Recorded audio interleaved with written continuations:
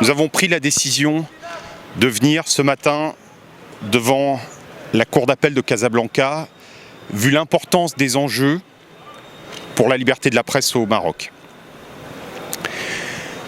Nous sommes venus ici lancer un appel solennel au roi du Maroc pour qu'il intervienne pour son intervention personnelle dans cette affaire, vu son caractère exceptionnel.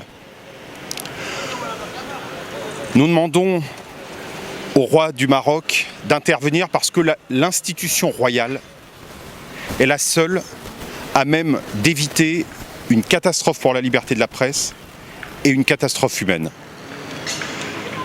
Le roi est le garant des droits et libertés des Marocains.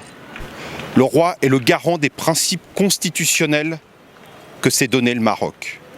Le roi est le garant des principes universels qu'a souscrit le Maroc. Le Maroc, c'est un pays d'hommes sages. Nous espérons que certains, si besoin en est, sauront intercéder et que le roi du Maroc entendra l'appel qui est lancé ce matin, qui est un appel à la liberté de la presse, un appel à la vérité et à la justice, un appel à une justice et à des procès équitables. Il faut éviter la chronique d'une catastrophe annoncée. Mettre fin à la chronique d'une mort annoncée. Seul le roi peut éviter une catastrophe humaine et pour la liberté de la presse, je le disais.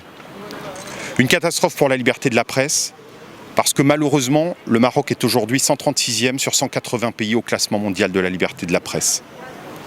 C'est un pays dans lequel, malheureusement aujourd'hui, des procédures non conformes aux standards internationaux du droit sont menées contre des journalistes.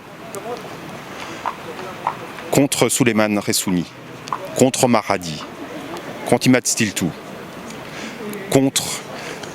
ça a été le cas contre d'autres journalistes. Et je pense évidemment à Maty Mondial.